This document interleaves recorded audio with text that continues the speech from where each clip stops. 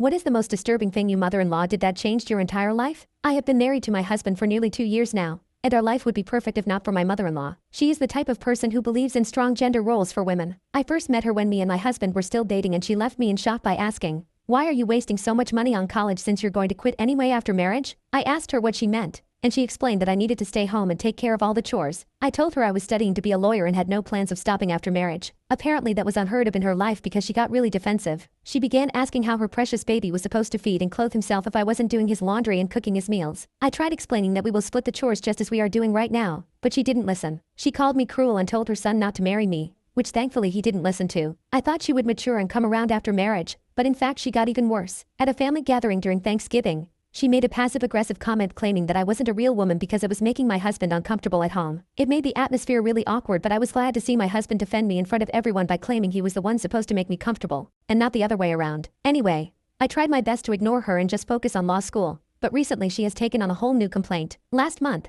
she showed up to our house unannounced and immediately asked when we're planning to have a baby. That was super weird because she didn't even say a hello or apologize for her previous behavior. We told her we have no plans to have a baby until I am an established lawyer, and she completely lost it. She said that I was already starting to wrinkle because I wasn't a housewife, and that she wanted her grandchildren to come out right, so we needed to have a baby ASAP. Obviously we refused, but she wasn't someone who would just back down. Next week, she once again showed up unannounced and asked if she could stay here for a couple days. My husband agreed to give her the guest bedroom, thinking that it was fine to do so. However, 2 days later I caught her in our bedroom poking holes into the rubbers. I immediately confronted her, but she casually said, "You are taking too long, so I'm taking measures into my own hands." I told her that I was under a lot of stress because my LSATs were coming up, so there's no way we could have a baby right now. Plus if I became a lawyer then our household income would double and our future kid could have a better life. Once I told her that, I thought she would finally understand and drop her demands, but she once again made a snarky comment about how I was a useless woman and didn't deserve her son. I finally got mad at her and told her to get out, after which she left while still cursing me out. I spent the next 2 weeks studying for my LSATs and ignoring her calls and texts, but I was having trouble cramming all the material, which was disheartening because passing this exam on the first try would be the perfect way to stick to my mother-in-law. Little did I know,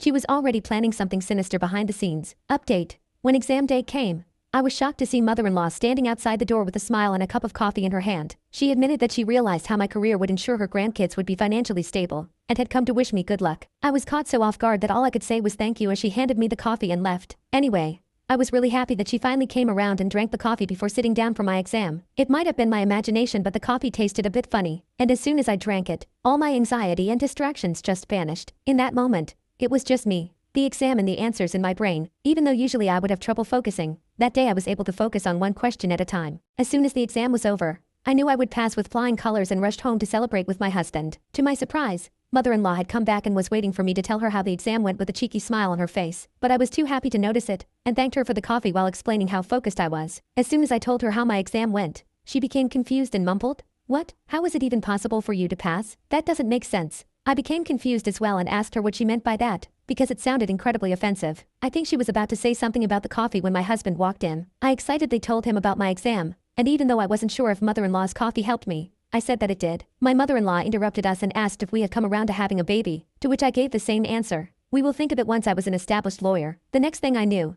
my mother-in-law was accusing me of being a substance addict and said my husband should divorce me because he clearly couldn't be with a woman who uses. My husband looked at me and asked what his mom was saying, to which I didn't have an answer. He then questioned his mom and she blurted out that substances were the only reason I did well on my exam. But I don't even know what they look like, so I confronted her about her accusation and asked what made her so sure that I was doing substances because the only thing I had all day was the coffee she gave me. She immediately looked like a deer caught in headlights, and I got suspicious. I asked what she had made me drink, but she didn't answer. My husband caught on and said if his mother didn't tell us what she had done then she won't get to see her grandkids ever. That's when she confessed that the coffee had magic mushrooms in it, and they were supposed to make me feel loopy during my exam. But I swear all I felt was hyper-focused and clear-minded. Whatever my mother-in-law actually gave me only helped me out more, and I doubt they were substances to begin with. I asked her the brand's name again, and she said it was called Clarity Brew. When I searched for it, I saw it was just a focus-inducing coffee filled with lion's mane and chaga mushrooms. They were cognitive-enhancing ingredients known for stimulating the brain and keeping it alert. I guess she thought the mushrooms in it were substances, and that's why she offered it to me in the first place. Thankfully, her plan didn't work, or else I would have been effed and my career would have been over before it started. My husband sent her packing after her attempt at sabotaging me came to light, and he's now no contact with her. As for me, I scored 178 on my LSATs and thanked my mother-in-law while ordering more Clarity Brew to use in the future.